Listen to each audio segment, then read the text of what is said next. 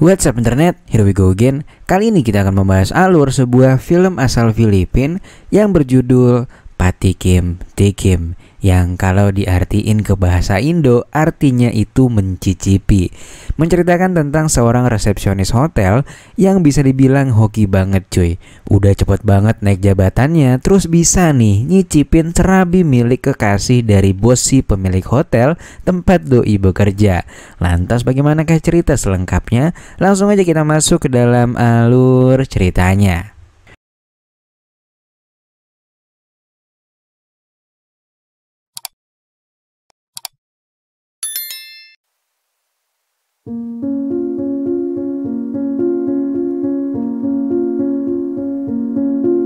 Di awal film kita pun langsung disuguhkan dengan perpusrengan duniawi yang begitu membagongkan.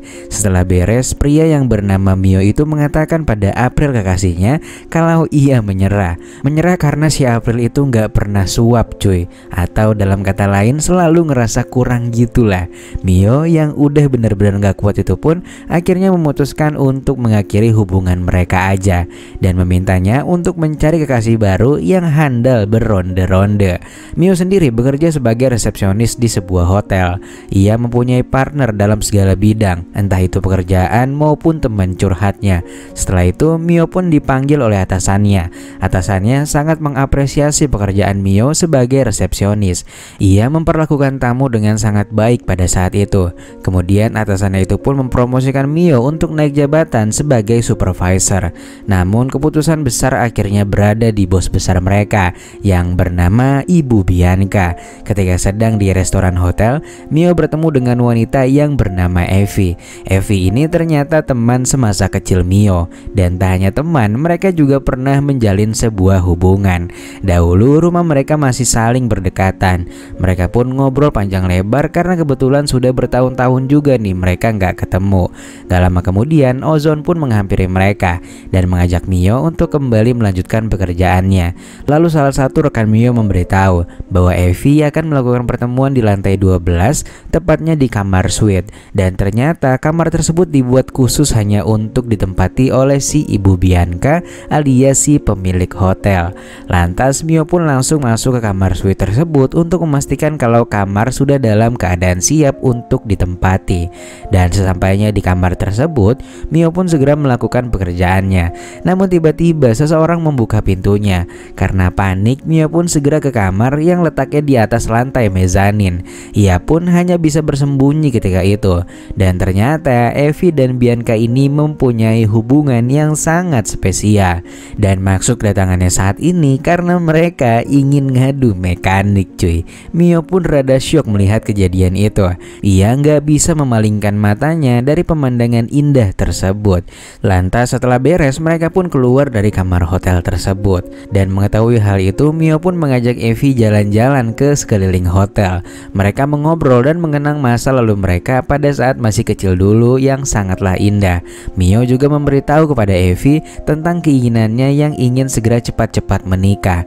Mereka pun terus melanjutkan obrolan. Bahkan Evie sendiri menunggunya hingga selesai kerja dan mereka jadi lanjut pulang bareng. Lantas pada malam harinya mereka pun melakukan video call. Namun tiba-tiba April datang dan langsung mengajak Mio untuk berpusreng kembali.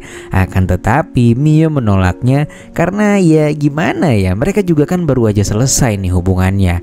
Hal tersebut pun membuat April menjadi sangat kecewa.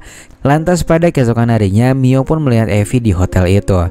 Mio pun langsung menjelaskan apa yang terjadi malam itu kepada Evie. Dan ternyata Evie ini menganggapnya biasa aja dan gak perlu dijelasin apapun. Nampaknya si Evie ini gak terlalu peduli dengan keadaan Mio. Mau dia sama cewek manapun ya bodo amat gitulah. Lantas tiba-tiba April pun kembali datang untuk menemui Mio dengan membawa seorang putri yang mereka adopsi sejak lama. Akan tetapi Mio benar-benar udah nggak ingin bersama dengan si April lagi. Mio pun kembali menjelaskan bahwa hubungan mereka sudah benar-benar berakhir dan nggak ada hubungan apapun lagi di antara mereka. Di sisi lain, Evie baru aja selesai kerja kelompok dengan Bianca. Evie pun menyuruh Bianca untuk menandatangani promosi jabatan si si Mio yang akan diangkat jadi supervisor. Lantas Bianca pun menyuruh Mio untuk datang ke ruangannya. Dan atas rekomendasi dari Ivy, Mio pun langsung diangkat pada saat itu juga menjadi supervisor dari hotel tersebut. Setelah itu Mio pun meminta jadwal kegiatan Bianca. Ketika Bianca sibuk atau nggak berada di hotel, Mio dengan siap menemani Evie kemanapun dan menuruti apapun yang Evie inginkan. Dan hari demi hari berlalu, kedekatan antara Evie serta Mio mulai jelas terlihat. Namun di sini Mio tak ingin gegabah untuk mengambil hati wanita pujaannya itu. Apalagi dia sangat dekat juga dengan Bianca yang merupakan atasannya. Suatu hari, April datang menjadi tamu kehormatan di hotel tempat Mio bekerja. Manajer hotel itu menyuruh Mio untuk menemani April pada saat itu. Kemudian Mio pun menghampiri April ke kamarnya dan dia malah nyuruh pergi. Namun karena April ini udah bayar mahal untuk semua ini dan Mio hanyalah karyawan biasa, April pun menolaknya dan meminta Mio untuk kembali menggarap lahannya. Akhirnya dengan sangat terpaksa karena gak mau kehilangan karirnya, Mio pun menurutinya. Di sisi lain, Evie terlihat sedang makan malam bersama Bianca. Mereka merayakan hari jadi mereka yang ketiga tahun pada saat itu. Orang tua Bianca mengajaknya berlibur ke Eropa, namun ternyata ayahnya itu sudah menjodohkan Bianca dengan laki-laki yang bernama Mark. Dan belakangan diketahui keputusan itu ternyata sudah benar-benar bulat, jadi nggak bisa ditolak cuy. Hal ini pun membuat Evie sangat kesal tentunya. Kemudian Evie pun menelpon dan menemui Mio pada saat itu. Mereka pun minum-minum sampai pada teler untuk melupakan semua perkataan Bianca barusan. Akhirnya karena udah malam banget, Evie pun bermalam di apartemen Mio. Keesokan harinya, April datang ke apartemen Mio. Akan tetapi Mio sudah berangkat bekerja. Lalu April pun bertemu dengan si Evie. Mereka pun mengobrol dan memutuskan untuk datang ke hotel tempat Mio bekerja. Dan mereka melanjutkan obrolannya. Gak lama kemudian Mio menghampiri mereka. Mio takut nih April berbicara yang macam-macam tentang dirinya kepada si Evie. Untungnya sih enggak, mereka cuma ngobrol biasa pada saat itu. Siang harinya Bianca memanggil Mio untuk datang ke ruangannya. Bianca mengetahui bahwa Mio sering diajak oleh si Evie keluar untuk menghabiskan waktu bersama. Bianca nggak marah cuy pada saat itu. Bahkan ia malah memberikan promosi jabatan lagi nih kepada si Mio sebagai manajer hotel. Lantas Bianca pun menanyakan tentang orang yang sedang dekat pada si Evie. Mio pun kemudian mengadukan tentang kedekatan Evie bersama dengan si April. Itu semua Mio lakukan agar Bianca bisa menjauhkan Evie dengan si April. Dan benar, usaha Mio membuahkan hasil. April pun langsung diusir dari hotel tersebut. Pada malam harinya, Ozon, salah satu teman kerja Mio, datang ke rumah April. Mereka pun berbincang dan membuat sebuah rencana. Ozon ternyata rada membenci Mio karena dia naik jabatan mulu. Sementara April ini yang masih mencintai Mio ingin Mio kembali bersamanya dan menjauhkan Mio dari si Evie. Dan satu hal yang lebih membagongkannya lagi adalah ternyata si Ozon ini juga menyukai si Mio dong anjir. Sementara itu Mio dan Evie terlihat sedang menonton TV. Mereka pun melihat berita tentang acara pertunangan Bianca dengan seorang pemuda bernama Mark yang sangat meriah. Pokoknya udah kayak Raffi Ahmad dulu lah cuy, pakai disiarin di TV. Hal itu pun membuat Evie sangat sedih. Lantas Mio pun mencoba untuk menghibur Evie dan menenangkannya. Dan bisa dipastikan pada saat itu Mio sudah menantikan kejadian ini sejak lama.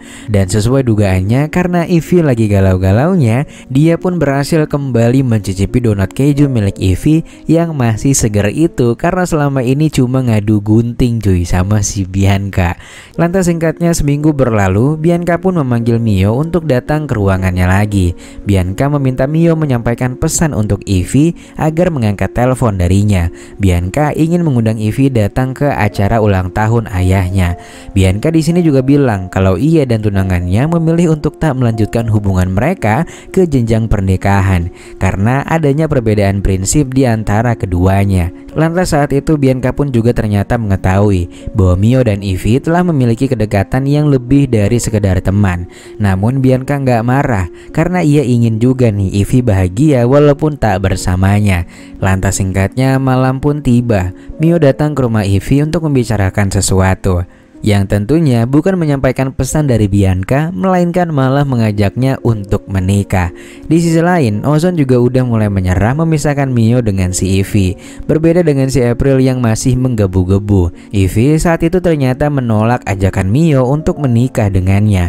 Dia beralasan akan jauh lebih baik kalau mereka hanya berteman saja.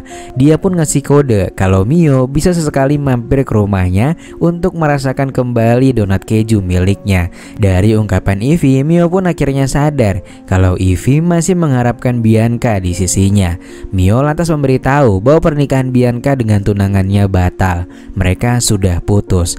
Lantas pada keesokan harinya Bianca datang ke apartemen Mio secara tiba-tiba. Bianca bilang kalau dia akan menyerahkan Ivy kepada Mio. Itu semua ia lakukan demi membahagiakan Ivy. Namun Mio saat itu menolaknya dan memberitahu bahwa Ivy tak lagi memiliki perasaan dengannya dan hanya ingin berteman dengan Mio. Mio juga bilang kalau Ivy sebenarnya hanya menyukai Bianca. Mio memilih untuk mundur dan tak ingin mengganggu hubungan mereka. Dari kejujuran itu, Bianca pun begitu terkesan. Ia pun memilih untuk meresmikan jabatan Mio menjadi manajer hotel cuy saat itu juga. Lantas singkatnya seminggu berlalu, seorang karyawan baru datang untuk bekerja menggantikan posisi kosong karena Mio udah naik jabatan. Dia bernama Iris dan dari tatapan keduanya mereka ini nampaknya sama-sama naksir cuy.